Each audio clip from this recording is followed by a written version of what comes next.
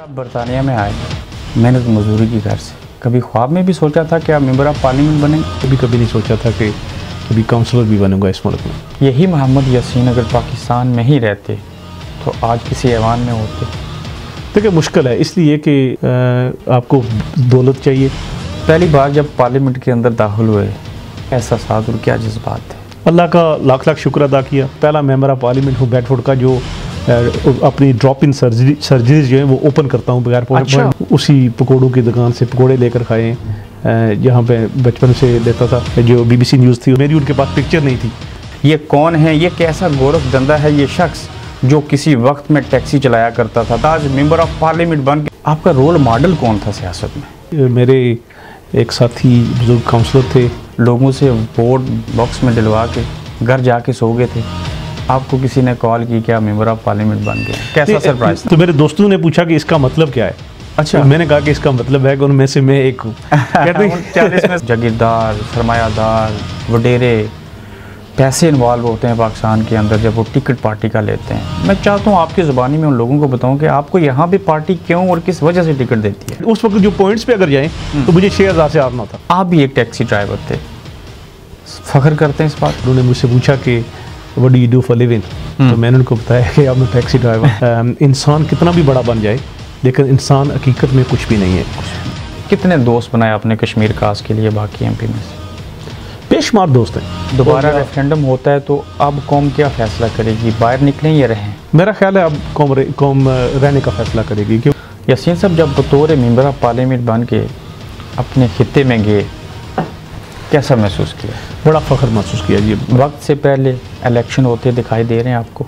लगता है कि ये चीज़ महसूस करते हैं कि जो कश्मीरी और पाकिस्तानी पॉलिटिशियंस यहाँ पे आते हैं आपके साथ फ़ोटो बनवाते हैं, वो फ़ोटो एक तरह से फ़रोख्त होते हैं? हकीकत ये मुस्तकबिल में लेबर पार्टी को इक़्तिदार में देखते हैं? बिल्कुल। मैं समझता हूँ कि वो वक्त आ गया है। ये कमी रह गई है। वैसे मैं यहाँ की ज़िंदगी में मसरूफ़ हो गया। तकरीर करने गए तो थोड़ा नर्वस फील किया होगा? हाँ नर्वस तो देखें, ये जो पार्लियामेंट है ये आज़ाद कश्मीर के जितने भी पॉलिटिशियन आए, मैं पहले उनकी तरफ आता हूँ, किससे आप मुतासर हुए? सुल्तान साहब भी अपनी जगह अच्छा काम कश्मीर के लिए करते हैं। और कोई ऐसी ख्वाहिश है जो अभी पूरी ना हुई हो? आप सियासी तौर पर मेरी कोई ऐसी ख्वाहिश नहीं है। लफात आ गए मतलब वो हमें इनको इस्तेमाल करते हैं? मैं नहीं समझता कि वो इस्तेमाल करते हैं, शायद हम खुद ही इस्तेमाल होते हैं। आज जब अपने मुल्क में वापस जाते हैं, वो बचपन के दोस्त, वो टीचर मिलते होंगे, कुछ क्लास फेलोज होंगे, उनके साथ उसी रवैये में बात करते हैं या बदल गए हैं? वो भी हैरान हैं कि उन्होंने मुझ में तब्दीली नहीं देखी। ऐसा नहीं है। इसका ज़िम्मेदार कौन है? लीव कैंपेन दुनिया की इस धंधे में, गोरख धंधे में जो है वो गुम होकर रह जाता है। अगर आज़ाद कश्मीर में घूमने फिरने के लिए जाना हो या पाकिस्तान में, तो कौन सी जगह आपकी ज़्यादा पसंदीदा है? मीरपुर। वो कहते हैं कि कामयाब मर्द के पीछे एक औरत का हाथ होता है, तो इसमें कोई शक की बात नहीं है। फारग वक्त में क्या करते हैं? एहलिया के साथ वक्त गुजारने की कोशिश करूँगा। प्यार भी है, इश्क भी है। बेडफोर्ड की कम्युनिटी में से मुस्तकबिल में कोई और मोहम्मद यासीन पैदा हो सकता है? अल्लाह करे ऐसा हो। बड़ी अच्छी उर्दू बोलते हैं, पाकिस्तान से तालीम भी हासिल की, यकीनन कोई न कोई लम्हा इकबाल का शेर तो आता होगा। वो कहते हैं कि खुदी को कर बुलंद इतना कि हर तकदीर से पहले। यासीन साहब आपका बहुत शुक्रिया। Thank you. अस्सलाम वालेकुम। गोरख धंधा देखने वाले मेरे तमाम नाजरीन को अबरार कुरैशी आपकी खिदमत में एक मरतबा फिर से हाज़िर हूँ। आज का गोरख धंधा जो है वो बड़ा मुनफरिद है। वो इस एतबार से कि दुनिया के अंदर बाज़ कामयाबियाँ और बाज़ नाकामियाँ ऐसी होती हैं कि जिसके ऊपर लोग शॉक्ड होते हैं। उसकी एक रीज़न होती है। वो रीज़न कैसी है, किस किस तरह से लोग मुख्तलिफ जो मैदान होते हैं, चाहे वो सियासत हो, खेल हो, कुछ और पहलू हों, उसके अंदर जब उनको कामयाबी मिलती है तो बेशुमार लोग सोचते हैं कि इसमें लॉजिक क्या थी, इसमें हिकमत क्या थी, इसमें मेहनत कितनी शामिल थी, ये कैसे मुमकिन हो गया। एक अनहोनी को अनहोनी जब हम देखते हैं तो लोग सरप्राइज़ होते हैं। मेरी मुराद आज जो मेरे गोरख धंधा में मेरा साथ देंगे, मेरे खित्ता कश्मीर से तल्लुक़ रखते हैं, मजदूरी की गर्ज से इस मुल्क के अंदर आए, दुनिया की जिसको जमहूरियत की माँ कहा जाता है, एक सिलसिला रोज़गार के लिए, मेहनत मजदूरी के लिए मेरे कश्मीर से बरतानिया आने वाला शख्स आज दुनिया के एक बड़े ऐवान का मेंबर बन गया। कैसे बन गया? मेरी मुराद पीर गली समानी आज़ाद कश्मीर से तल्लक़ रखने वाले मोहम्मद यासीन जिनका नाम है, मेरे सामने मौजूद हैं। आज के गोरखधंधा में मेरा साथ देंगे। इनके तारफ़ में मैं बहुत सारी चीज़ें जो हैं वो इसलिए बयान नहीं करना चाहता। मैं चाहता हूँ कि मैं इनकी ज़ुबानी इनके मुँह से सुनूँ, ये कौन है, ये कैसा गोरखधंधा है। ये शख्स जो किसी वक्त में टैक्सी चलाया करता था, फिर ये कौंसलर बना, फिर उसके बाद आज मेंबर ऑफ़ पार्लियामेंट बन के, जो मेरे लिए और आप सब देखने वालों के लिए एजाज़ की बात है। ये लोग सिर्फ कश्मीरी या पाकिस्तानी नहीं, इनके साथ एक लफ्ज़ जुड़ा है जिसको हम कहते हैं मुसलमान। ये हमारे मुसलमानों के इस मुल्क के ऐवानों के अंदर भी सफ़ीर तस्वर किए जाते हैं। ये सिर्फ पाकिस्तानी कश्मीरी कम्यूनिटी के नुमाइंदे नहीं, ये यहाँ की ब्रिटिश कम्यूनिटी जिन्होंने हमारे ऊपर 200 साल हुकूमत की, रूल किया, आज हम उन्हीं ही के ऐवान के अंदर हम भी हुक्मरानी कर रहे हैं, जिसके ऊपर हम सबको फ़ख्र करना चाहिए। अस्सलाम वालेकुम। वालेकुम सलाम। आप कैसे हैं? अल्लाह का शुक्र, आप सुनाएं। शुक्र अल्लाह का। आपके टाइम का बेहद शुक्रिया। बहुत बड़ी मेहरबानी, आपने मुझे इनवाइट किया। बड़ी ख्वाहिश थी मेरी कि मैं आपको अप्रिशिएट करने के लिए और आपकी सारी स्ट्रगल को लोगों के सामने लाने के लिए आपके सामने बैठूं। आपका बड़ा शुक्रगुजार। वो दिन आ गया है। Thank you. मुझे उम्मीद है कि हम लोगों को एक सबक आमेज़ चीज़ बताएंगे कि कामयाबियाँ और कमरानियाँ क्या होती हैं। सर, आप बरतानिया में आए, मेहनत मजदूरी की घर से, कभी ख्वाब में भी सोचा था कि आप मेंबर ऑफ़ पार्लियामेंट बनेंगे? जी बिल्कुल नहीं, मैंने ये कभी नहीं सोचा था कि मेंबर ऑफ़ पार्लियामेंट बन जाऊंगा, बल्कि मैंने ये भी कभी नहीं सोचा था कि कभी काउंसलर भी बनूंगा इस मुल्क में। अच्छा, कैसा महसूस करते हैं आज? अल्लाह का शुक्र है जी, बड़ी अल्लाह की बहुत मेहरबानी है और वालदा साहिबा की दुआएं मेरे साथ थी, अल्लाह ताला ने कामयाबी दी। अल्लाह और उसके रसूल की ज़ात के बाद मैं मोस्टली लोगों को जब ये पूछता हूँ कि आपकी कामयाबी का राज क्या है, तो ये वालदा और वालिद का नाम आता है। आपका रोल मॉडल कौन था सियासत में? सियासत में लोकल सतह पर मेरे एक साथी बुज़ुर्ग काउंसलर थे, काउंसलर मोहम्मद सदीक खान। मैं उनको अपना रोल मॉडल समझता हूँ, क्योंकि उन्होंने जिस तरह बेडफोर्ड में लोगों की खिदमत की, वो एक दिल को छू लेने वाली बात थी। तो मैंने उनकी उस खिदमत को देखा। इंतहाई पढ़े लिखे और इंतहाई खूबसूरत शख्सियत के मालिक थे, तो मैंने उनसे सीखा और वही मेरे सियासत में, यहाँ की सियासत में रोल मॉडल हैं। यासीन साहब, मैं ये सवाल शायद आगे चल के पूछता, लेकिन मुझे पता चला था कि आप कैंपेन करके लोगों से वोट बॉक्स में डलवा के घर जाके सो गए थे। आपको किसी ने कॉल की क्या मेंबर ऑफ़ पार्लियामेंट बन गया? कैसा सरप्राइज था? नहीं, ऐसा नहीं हुआ। हुआ इस तरह के रमज़ान का महीना था और उस दिन देखें अल्लाह का करम, मैं रोज़े में था और बड़ी ठंडी हवा चल रही थी। अच्छा। और इलेक्शन तकरीबन 9:30 बजे जो है वो इफ्तारी का टाइम हुआ। हम लोगों ने इफ्तारी की और 10 बजे जो वो वोटिंग बंद हुई। तो 10 बजे जब हमने टीवी को ऑन किया एग्ज़िट पोल देखने के लिए, तो उसमें दोस्त बैठे हुए थे। मैं आपको हकीकत बता रहा हूँ ये। अच्छा। दोस्त बैठे हुए थे एक मकान में, मेरे दोस्त के घर में ही थे। हमने वो इलेक्शन ऑफिस बनाया हुआ था। तो किसी को पता नहीं था कि ये एग्ज़िट पोल होता क्या है मेरे अलावा। अच्छा अच्छा। तो जब BBC ने एग्ज़िट पोल किया और ये कहा कि लेबर पार्टी जो है वो 40 के करीब सीटें गेन कर रही है, ठीक, तो मेरे दोस्तों ने पूछा कि इसका मतलब क्या है। अच्छा। तो मैंने कहा कि इसका मतलब है कि उनमें से मैं एक हूँ। कहते हैं 40 में से आप भी हैं। मैंने यही कहा कि उनमें से एक हूँ, क्योंकि लेबर पार्टी के लिए मेरी जो सीट थी बेडफोर्ड की, उसका 13वां नंबर था, वो टारगेट नंबर 13 थी। अच्छा। तो अगर हम 40 जीतते तो इसमें ये बहुत बड़ा चांस था कि जो मैं भी उनमें से मेंबर ऑफ़ पार्लियामेंट होता। तो उसके फौरी बाद उन्होंने कंस्टिट्यूंसीज़ का, मुख्तलिफ हल्कों का जायज़ा लेना शुरू किया और मेरा हल्का था वो सबसे पहले आया एंग्लिया के जो BBC न्यूज़ थी उसमें। और उन्होंने कहा कि टोरी की जो नाइट की पहली कैजुअल्टी है वो बेडफोर्ड में है। और उन्होंने जो सिटिंग मेंबर ऑफ़ पार्लियामेंट था कंजर्वेटिव का, उसकी तरफ से एक एरो मेरी तरफ किया और मेरी उनके पास पिक्चर नहीं थी। तो अच्छा। मेरा शेडो लगाया हुआ था, तो उन्होंने मेरा नाम लिखा शेडो के नीचे। उन्होंने कहा कि ये सीट लेबर के लिए लेबर लेगी है। आपने लेबर पार्टी का जिक्र किया, मज़दूरों की पार्टी के आप नुमाइंदे हैं। लेबर को आपने क्यों चूज़ किया? इसलिए कि वो मेरे ख्यालात थे उसके और लेबर पार्टी का जो मैनिफेस्टो था वो बिल्कुल मिलते जुलते थे। और मैं एक मज़दूर आदमी था और मैं समझता था कि अगर कोई पार्टी मज़दूरों के हकूक़ की तर्जुमानी करती है तो वो लेबर पार्टी है। यासीन साहब, हम दोनों जिस मुल्क से तल्लुक़ रखते हैं, जो हमारा कल्चर है, जो सिस्टम है, बड़ा मुश्किल है। जागीरदार, सरमायादार, वडेरे पैसे इन्वॉल्व होते हैं पाकिस्तान के अंदर जब वो टिकट पार्टी का लेते हैं। मैं चाहता हूँ आपकी ज़ुबानी में उन लोगों को बताऊँ कि आपको यहाँ भी पार्टी क्यों और किस वजह से टिकट देती है। देखिए, मैंने जो पहला इलेक्शन लड़ा 2006 में काउंसिल का, उससे पहले मैं कम्युनिटी काउंसिलर बना। मैं एक ग्रास रूट से आया हूँ। मुझे लोगों की जो छोटे छोटे मसाइल हैं उनका मुझे पता है। और मैंने 2006 में जो लोकल इलेक्शन जीता अपनी वार्ड से, वो मेरी लीड सिर्फ 74 वोटों की थी। अच्छा, 74। तो उसके बाद मैंने 3 और इलेक्शन लड़े, लोकल इलेक्शन। मैं 4 दफ़ा काउंसलर बना हूँ। ठीक। और 2015 में मेरी लीड 850 से ऊपर थी। अच्छा, चलो से आप 850 होगी। तो जब 2017 में प्राइम मिनिस्टर ने स्नैप इलेक्शन का ऐलान किया, तो मुझे मेरे जो लेबर पार्टी का ग्रुप है, हम 14 काउंसलर थे, उस लेबर पार्टी के ग्रुप की लीडर जो हैं उन्होंने कहा कि आपको अपना नाम पार्लियामेंट जो कैंडिडेट है पार्लियामेंट के लिए, उसको आपको भेजना चाहिए। पार्टी मैं सही बात बता दूं कि मेरा कोई ख्याल नहीं था कि मैं ये अप्लाई करूंगा। उन्होंने मुझे कन्विंस किया, वो कहती रही, उनका सू ओलिवर नाम है, कि आपको भेजना चाहिए। और अगर किसी का कोई चांस है तो आपका, क्योंकि उस वक्त आपको पता है कि शायद 2017 में ट्रीज़ा मे ने इसलिए इलेक्शन का अनाउंस किया था कि वो चाह रही थी कि उनकी जो मेजॉरिटी है वो 15 या 20 जो उनके पास थी वो 100 पे चली जाए, 100 पे ताकि वो ब्रेक्सिट को आसानी से डिलीवर कर सके। उनके पास बड़ी अक्सरियत, और उसका फ़ायदा मुझे हुआ। और अल्लाह के फजल करम से मैंने अप्लाई किया और ग्रुप लीडर के कहने पर किया और मुझे टिकट मिला। मुझे याद है कि जिस दिन मुझे टिकट मिला, मैं अपने घर में बैठा हुआ था और मुझे फ़ोन कॉल आई। तो सबसे पहले मैंने अपनी वालदा मोहतरमा को ये बताया, तो उन्होंने मेरे लिए दुआ भी की और ये कहा कि इंशाल्लाह। वो ये एक वाहिद शख्सियत थी जिन्होंने कहा कि तुम जीतोगे। अच्छा, उस वक्त मिलने पे कह दिया? मिलने के बाद उन्होंने कह दिया बस तुम अब जीत जाओगे। देखो, उस दिन जिस दिन मुझे टिकट मिला, हम तकरीबन 22 पॉइंट्स पीछे थे। इसका मतलब ये था कि मुझे बेडफोर्ड में 6000 से हारना चाहिए।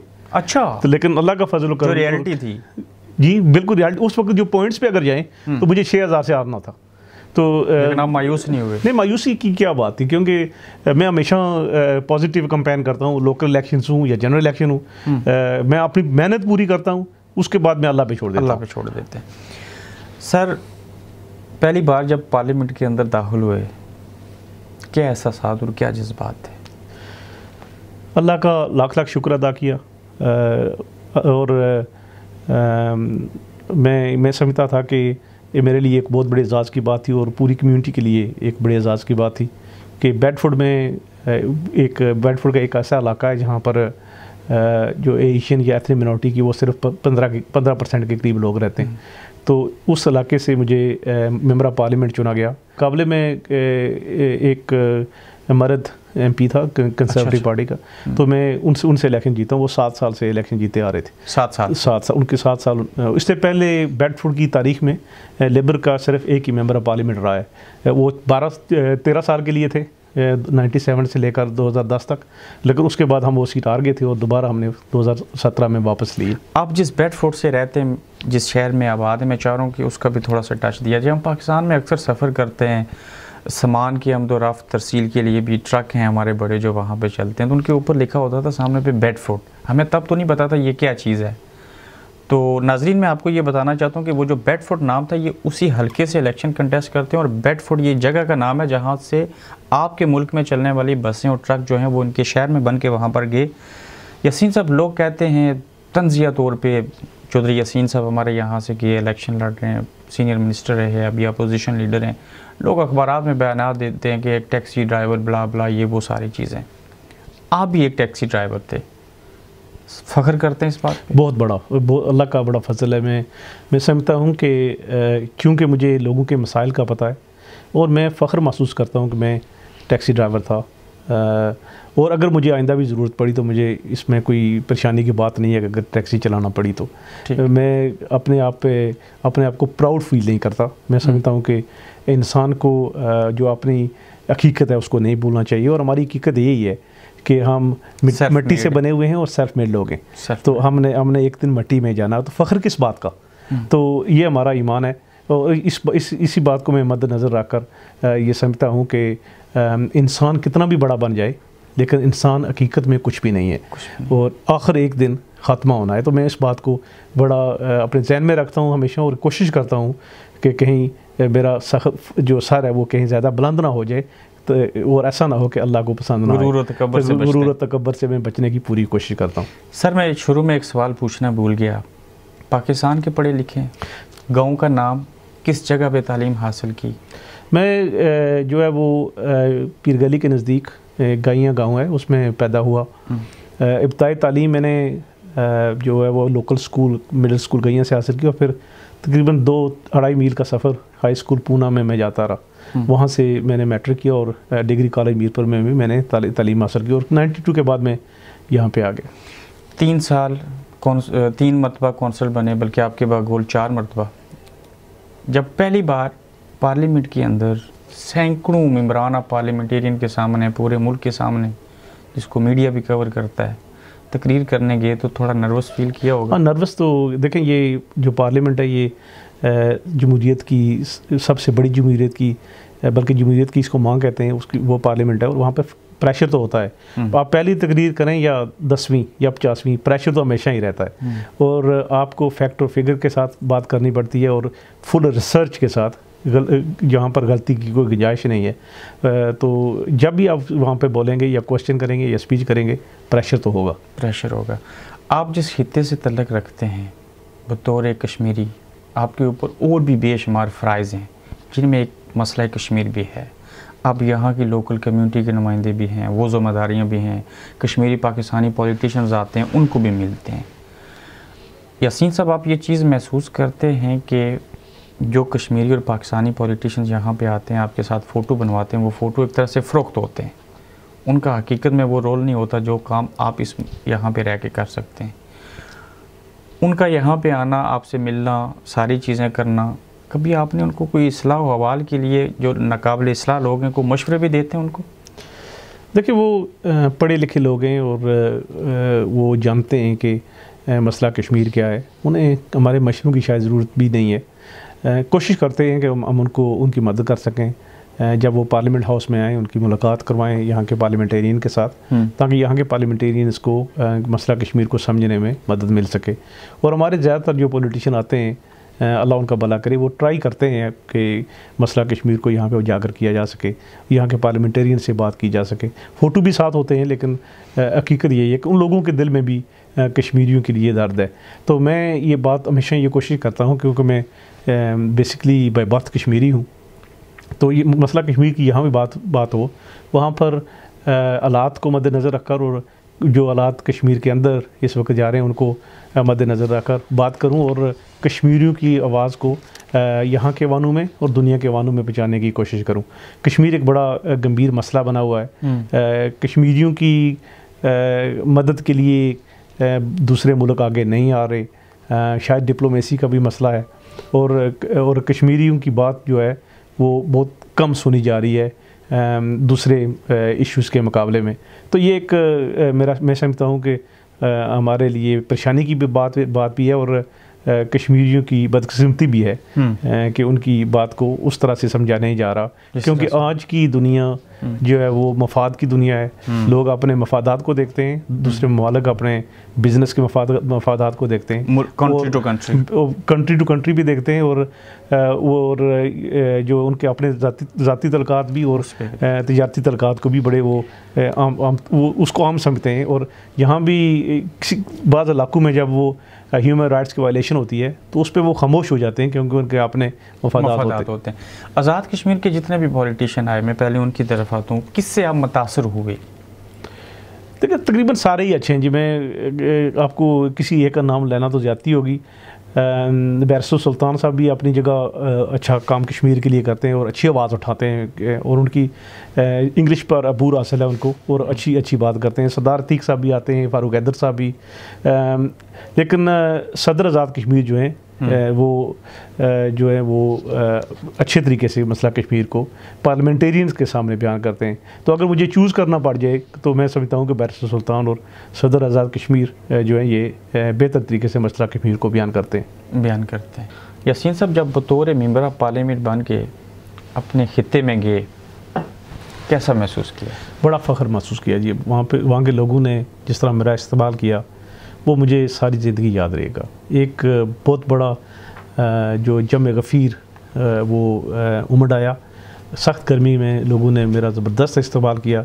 मेरे साथ और भी 4-5 मेंबर ऑफ पार्लियामेंट मौजूद थे और उनकी हमारे एजाज़ में उन्होंने एक जलसा भी रखा और वहाँ की जितनी भी पॉलिटिकल पार्टीज़ थी उन सब के नुमाइंदे वहाँ पे आए।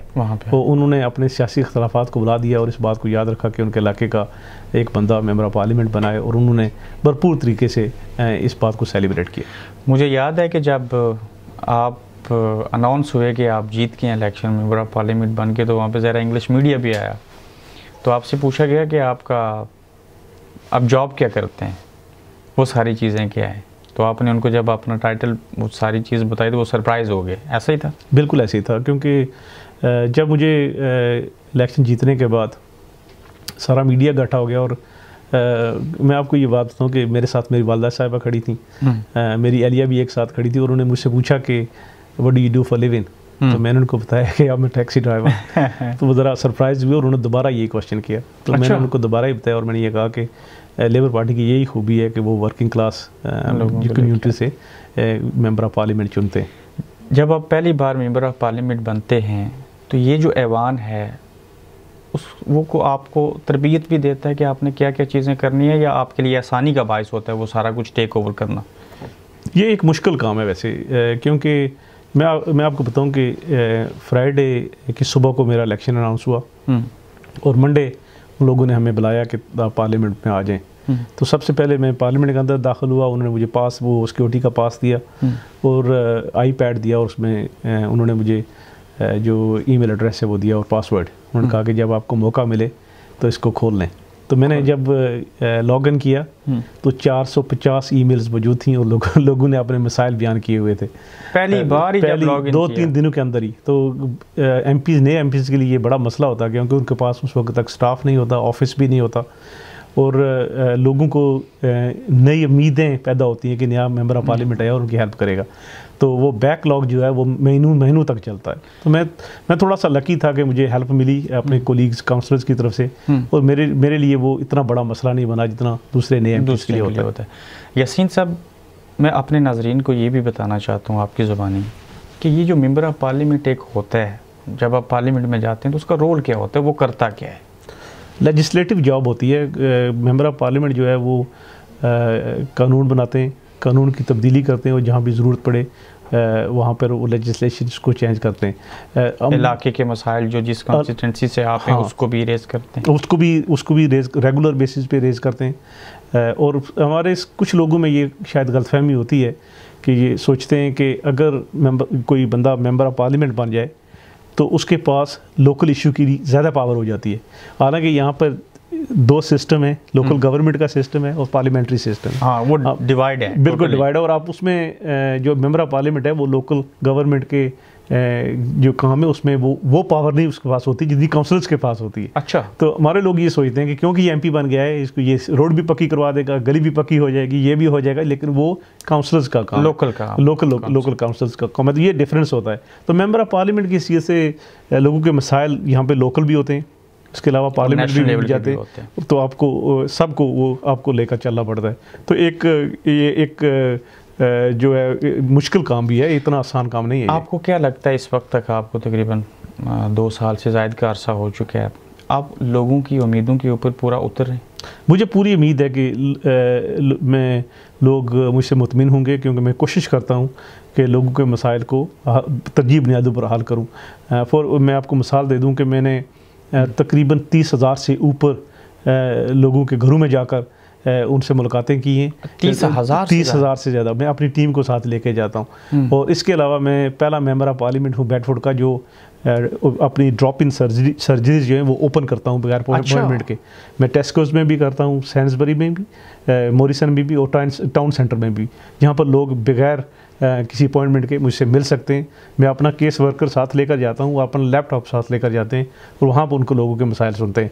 और जब मैं डोर टू डोर जाता हूँ वो इसलिए जाता हूँ कि बुज़ुर्ग लोग जो मुझ तक नहीं पहुँच सकते मैं उन तक पहुँचूँ। तो ये मेरी कोशिश होती है को स्पेशली वो लोग जिनका जिनके मसाइल इस वक्त यूनिवर्सल क्रेडिट की वजह से, बेनिफिट चेंजेस की वजह से बहुत बढ़ गए हैं। वो इतना कम्प्लेक्स सिस्टम है कि लोगों के बेनिफिट वो लूज़ हो गए हैं और वो बड़ी मुश्किल ज़िंदगी गुजार रहे हैं। तो मैं उनके पास पहुंचकर उनके मसाइल हल करने की कोशिश करता हूँ। यासीन साहब, एक एशियन, ऊपर से आप मुसलमान, गोरों के मुल्क में आप रहते हैं, कितना मुश्किल होता है वोट मांगने के लिए जाना और फिर उनको कन्विंस करना? पार्टी का जो मैनिफेस्टो होता है वो आपको सपोर्ट करता है, वो वोट होता है, या आपकी ज़ाती एफर्ट्स भी होती हैं? मेनली पार्टी का मैनिफेस्टो का वोट है, पार्टी की पॉलिसीज़ का वोट है, लेकिन आपका ज़ाती वोट भी होता है। क्योंकि लोग, बेशुमार लोग ऐसे हैं जिनकी कोई पार्टी नहीं है, वो देखते हैं कि अच्छा आदमी कौन है, उसको वोट देते हैं। जहाँ तक मुल्क का तल्लुक है, ये हमारा मुल्क है, मुसलमान हमारा अकीदा है, हमारा मज़हब है, लेकिन ये मुल्क हमारा है। यहाँ पर मुसलमान भी रहते हैं और दूसरे मज़हब के लोग भी यहाँ पर रहते हैं। तो ये हमारा मुल्क है और हम इस मुल्क की खिदमत करने की कोशिश करते हैं। पाकिस्तान जिस धरती में पैदा हुए, वहाँ का दर्द भी तो होता है। कोई ऐसी ख्वाहिश है कि जो आप अपना रोल प्ले करते हुए इस ऐवान के अंदर हैं, कुछ कोऑर्डिनेशन करके वहाँ पे कुछ चीज़ें की जा सकें? ये मुमकिन होती हैं चीज़ें? ये सोच होती है? सोच, मेरी ख्वाहिश ये है कि इंडिया और पाकिस्तान इकट्ठे बैठ जाएँ, वो मसला कश्मीर को हल कर दें। ये मेरी बहुत बड़ी ख्वाहिश है और मैं ये चाहता हूँ, और मैं मुख्तलिफ जो जगहों पे है, मैं ये बरमला कहता रहता हूँ कि दोनों मुल्कों को बैठ के कश्मीरियों की मर्ज़ी के मुताबिक मसला कश्मीर को हल कर देना चाहिए। बतौर मेंबर ऑफ पार्लियामेंट 2 साल आपको हो गए वहाँ पे, कितने दोस्त बनाए आपने कश्मीर काज के लिए बाकी एमपी में से? बेशुमार दोस्त हैं। देखें, हमारी वो ऑल पार्टी पार्लियामेंट्री ग्रुप है, उसमें काफ़ी लोग हैं, हमारे दोस्त भी हैं। कश्मीर के मसला पे हम बात भी करते हैं, मीटिंग्स में बैठकर भी, और कोनों में खड़े होके भी, मुख्तलिफ जगहों पे, कप ऑफ टी पे भी, टेबल पे बैठ के भी उन लोगों से बातें होती हैं और मसला कश्मीर को डिस्कस किया जाता है। जो बाज़ औक़ात तो मीटिंग्स के अंदर होता है और बाज़ औक़ात मीटिंग्स के बगैर भी हम इस मसले को और भी दुनिया के बेशुमार मसाइल को जो है वो डिस्कस करते हैं। बतौर मेंबर ऑफ पार्लियामेंट और उससे पहले काउंसलर होना या नॉर्मल जॉब करना, ज़िंदगी कितनी मसरूफ़ हो गई? अब ज़िंदगी बहुत ही ज़्यादा मसरूफ़ हो गई है। देखें, 5 दिन पार्लियामेंट में, उसके बाद 2-3 दिन कंस्टिट्यूंट्स जो लोग आपके इंतज़ार कर रहे होते हैं वीकेंड, उनको मिलना, और फिर फैमिली को भी टाइम देना, ये खासा मुश्किल काम है। खासा मुश्किल काम। तो इसमें आपको सेक्रीफाई करना पड़ता है, अपना ज़ाती टाइम जो है वो बाज़ औक़ात आपके पास नहीं होता, और आपकी ज़िंदगी इतनी मसरूफ़ होकर रह जाती है कि आप दुनिया की इस धंधे में, गोरख धंधे में जो है वो गुम होकर रह जाती है। लेकिन एक अल्लाह ने आपको मौका दिया है, उसको ज़रा कैरी करना चाहिए। आपको लगता है कि आइंदा इंतखाबात में आप अपने सिलसिले को जारी और सारी रखेंगे? देखिए, मेरा काम यह है कि मैंने एक काम करना है और अपने ईमानदारी से करना है, पूरी कोशिश और क़ुव्वत से करना है। उसके बाद मैं अल्लाह पे छोड़ता हूँ और अवाम जिन्होंने वोट देने हैं उन पे छोड़ता हूँ। इतनी मसरूफ़ तरीन ज़िंदगी के अंदर अपनी ज़ात के लिए, फैमिली के लिए, बच्चों के लिए कैसे वक्त निकालते हैं, इंजॉय करते हैं? मुश्किल, थोड़ा मुश्किल हो गया है, क्योंकि देखें जिन हालात से हमारा मुल्क अब गुजर रहा है, स्पेशली ब्रेक्सिट के वाले से, जितने एमपीज़ वहाँ पे मौजूद हैं, वो उनमें से काफ़ी सारे जो 30-40 साल से ऊपर मेंबर ऑफ पार्लियामेंट हैं, वो भी ये कह रहे हैं कि ऐसा टाइम उन्होंने कभी नहीं देखा। तो आज की ये 1-2 साल जो गुजरे हैं, ये मसरूफ़ तरीन साल गुजरे हैं मेरी ज़िंदगी के भी और पार्लियामेंट के भी। अच्छा। तो उसमें ज़रा फैमिली के लिए या अपने लिए वक्त निकालना थोड़ा सा मुश्किल हो जाता है। वक्त से पहले इलेक्शन होते दिखाई दे रहे हैं आपको? लगता है शायद, क्योंकि ब्रेक्सिट के मामले में पार्लियामेंट भी और कौम भी बिल्कुल डिवाइड होकर रह गई है, और शायद इसका कोई और हल ना हो, या रेफरेंडम करा दिया जाए दोबारा रेफरेंडम होता है तो अब कौम क्या फ़ैसला करेगी, बाहर निकलें या रहें? मेरा ख्याल है अब कौम रहने का फ़ैसला करेगी, क्योंकि जो पहले रेफरेंडम में कौम ने फ़ैसला दिया, आप क्या समझते हैं कि वो इस मुल्क के मफाद में था? देखिए, उस वक्त वो मालूमात नहीं थी कौम के पास। आप लोगों को सही से एजुकेट नहीं कर पाए उसके ऊपर। देखिए, उस वक्त जो कैंपेन चली उसमें लोगों को नहीं पता चल सका कि इसके इम्पैक्ट क्या होंगे। फॉर एग्जांपल, जो लीव की कैंपेन थी, उन्होंने एक बस निकाली हुई थी और बस की साइड पे लिखा हुआ था कि आपको, अगर आप निकल जाएंगे, वोट डालेंगे और लीव करेंगे EU को, तो 350 मिलियन एक हफ्ते का वो NHS को आएगा।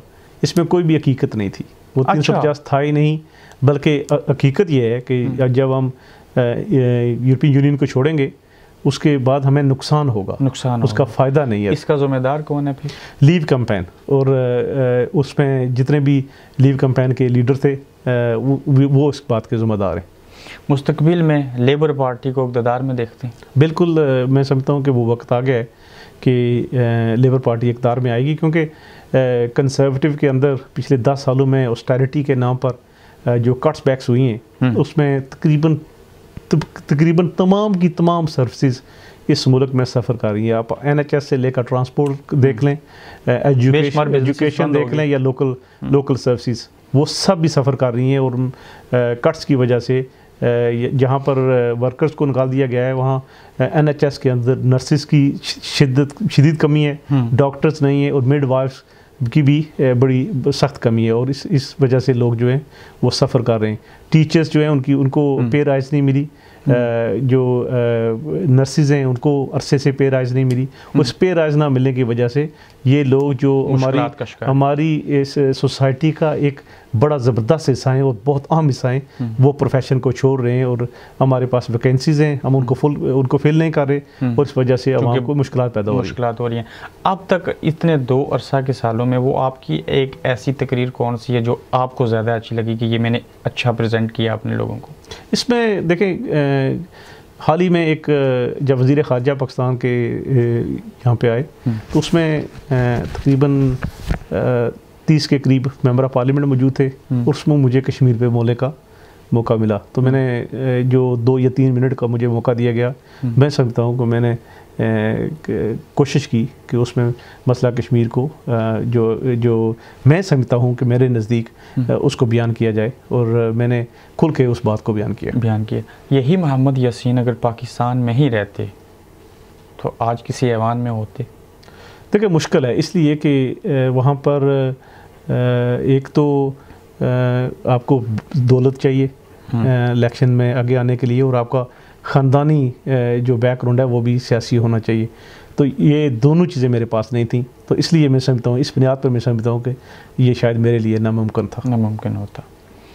बड़ी तवील जदोजहद है आपकी, अल्लाह ने आपको उसमें कामयाबी भी दी। कोई ऐसी ख्वाहिश है जो आप चाहते हैं अभी पूरी ना हुई हो आपकी? सियासी तौर पर मेरी कोई ऐसी ख्वाहिश नहीं है। मैं समझता हूँ कि अल्लाह ताला ने मुझे उससे बहुत ज़्यादा दिया जितनी मैंने ख्वाहिश की, और लेकिन मैं चाहता हूँ कि जो मेरे मुल्क की मिट्टी है उसका मैं हक़ अदा कर सकूँ, और अगर हो सके तो कश्मीर में कश्मीर की आज़ादी के लिए, और वो भी आज़ादी जो है वो इंडिया और पाकिस्तान को साथ मिलाकर उनकी मर्ज़ी के मुताबिक, और कश्मीर की ख्वाहिश के मुताबिक इसको हल किया जाए, ताकि जो इलाके में अमन व अमान हो सके। आज आप इस काबिल हो गए कि आप किसी और को भी मशवरा दे सकते हैं, आपका एक सियासी कैरियर बन रहा है। अगर आपको आज़ाद कश्मीर के सियासतदानों को इस्लाह हवाल के लिए कोई मशवरा देना हो बतौर एक सियासतदान ब्रिटिश, तो उनको क्या एडवाइस देंगे? आपकी कामयाबी कैसे हो सकती है, उनको क्या करना चाहिए? मैंने इन 2 सालों में मेरी तकरीबन सब लीडरान से बातें हुई हैं, और मैंने उनसे यही अर्ज़ की है कि कश्मीर के लिए इकट्ठे हो जाएं, और जहाँ भी कश्मीर की बात हो आप मिलजुल कर उसको इकट्ठे बैठें, और स्पेशली जब बरतानिया के पार्लियामेंट में आप आते हैं तो इकट्ठे आ जाएं, ये बात अच्छी रहती है। और मैंने किसी हद तक ये बात देखी है, सामने आई है, और वो कश्मीरी सियासी क़यादत जो है वो इकट्ठे होकर भी पार्लियामेंट के अंदर आई है। हमने कायद ऐवान को भी और कायद हिज़्ब इख्तिलाफ़ को भी जो आज़ाद कश्मीर की असम्बली में इकट्ठे साथ बैठे हुए देखा है। आज जब अपने मुल्क में वापस जाते हैं, वो बचपन के दोस्त, वो टीचर मिलते होंगे, कुछ क्लास फेलोज़ होंगे, उनके साथ उसी रवैये में बात करते हैं या बदल गए?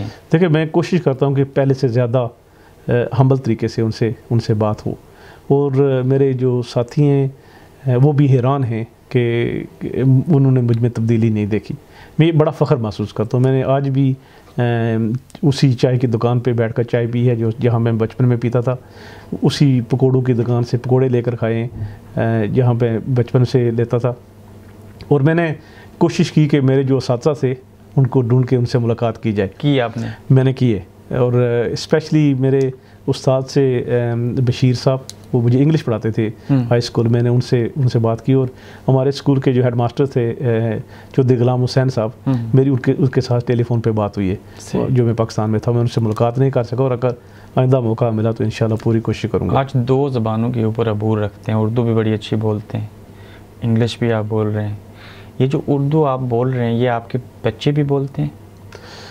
ये कमी रह गई है वैसे। मैं यहाँ की ज़िंदगी में मसरूफ़ हो गया और बच्चे ज़्यादातर इंग्लिश स्पीकिंग है। इंग्लिश स्पीकिंग है।